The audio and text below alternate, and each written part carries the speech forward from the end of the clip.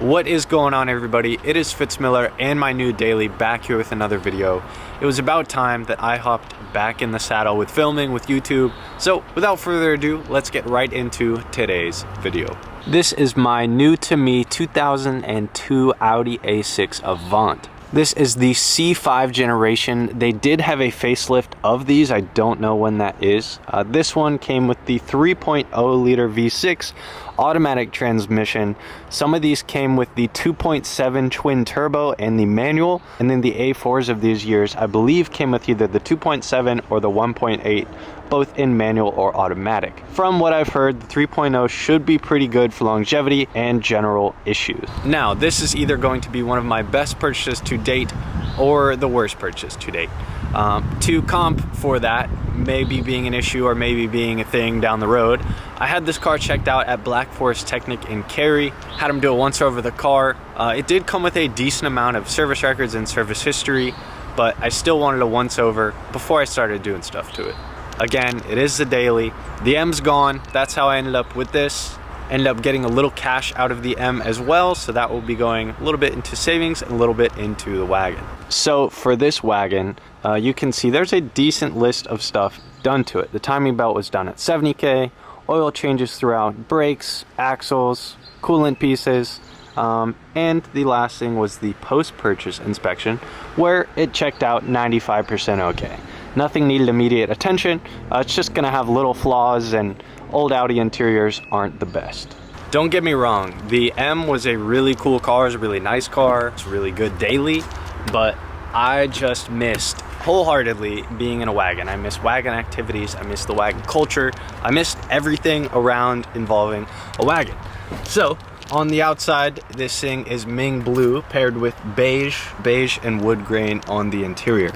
Once again, it is the automatic, but it is also the 6 Series wagon, which is the equivalent to what my 5 Series wagon was versus like a 3 Series wagon or an A4 wagon in the Audi variant. So at first glance, the interior of this car is pretty nice. It's in pretty good shape, I mustn't lie, but being an old Audi, there are flaws. I mean, this is cracked, that screw came loose.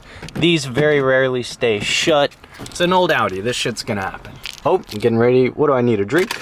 Wow, this shit shoots out every time. It's actually kind of funny. It scared the shit out of me the first time it happened. That is really rare to shut. This is cracked as well. Like, there's just a lot of little things in here that just come with an old Audi interior. My sunroof does work, which is hype. It came with a Bluetooth radio and I believe upgraded speakers or aftermarket speakers or replacement speakers, because the audio in this thing sounds really good. Moving to the back seat, kind of the same situation here. We've got the wood on the tan. We got a big old seat over there, presumably from a car seat. And then my favorite part of the wagon is the wagon part, the hatch. This has been one of the strongest hatches to date. Like that thing, bam, that thing just jumps open. We have all the room in the world back here. The previous owner said he fit a queen size air mattress in the back, so you already know we're gonna be hauling shit, camping, going on trips, like so ready to be back in a wagon. We've got more Audi interior problems, but this shit is awesome. Unfortunately, my wagon plate was taken. If you're watching this right now and you have the wagon plate that I couldn't re-up on this wagon, I'm just kidding. I'm gonna have to get creative with another plate. I'll tell you guys the two that I'm thinking of right now. We're either gonna do Howdy, H-O-W-D-Y, or preferably, I wanna do Howdy, H-A-U-D-I. It's cool that it's a wagon itself. I didn't wanna do wagoon, it just seemed weird, so we're gonna aim for Howdy. I went in today actually, but they were like slammed, so I walked right back out of that bitch. This is the Quattro. It is the all-wheel drive version, so gas mileage is a little worse in city, but more capable off-road, and kind of evens out when it gets to the highway. For mods for this car, I really want to keep this thing OEM plus. Like, I would love to get wheels for it, but I'm not gonna get aftermarket wheels. I'm gonna do 17 or 18 Audi, Mercedes, or Volkswagen wheels, probably just lowering springs to keep the comfort, because this thing legitimately rides as good as my LS400 did. It is so floaty, it's so comfortable, it's so nice.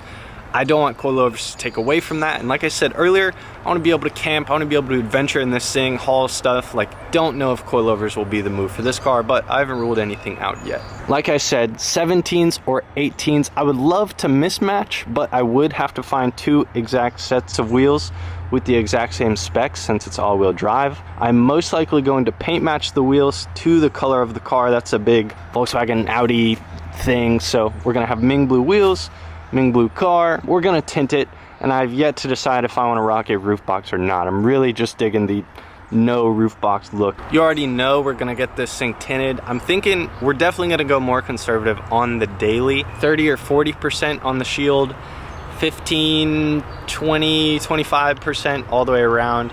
More daily spec, you know what I'm saying? Like invisible at night, yes. Tint ticket during the day, less likely. But yeah, that is gonna be it for the introduction of the new daily. Like I said, so far I have absolutely loved this thing. I'm so ready to go on adventures, haul stuff, get into wagon things.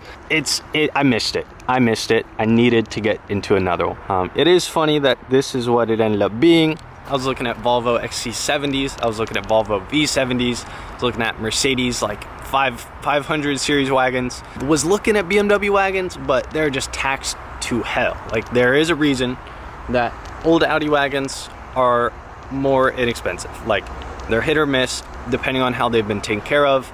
That's more so with German cars or European cars compared to like an Accord wagon or a Corolla wagon or something like that. But I wanted to keep it on par with the 911, so we kind of stayed in the Volkswagen, Audi, Porsche group.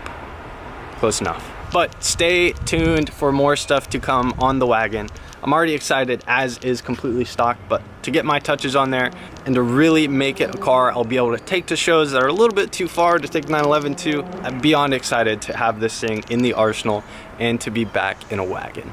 911 is doing good. I still need rear spacers, as you can see back there, so that's next on the list. But yeah, overall I'm super excited to have something to tinker on, to mess with, do little stuff too outside of the 911 as well. Let me know what you guys think of the new pickup. Would you get this? Guess what I paid? Tell me what you would pay. It's got 115 on it and a decent service record. This has been Fitz Miller and the wagon, back here with another video. Feels so good to say that. Thank you guys so much for watching, and I will see you guys in the next one. Stay tuned for more. Peace.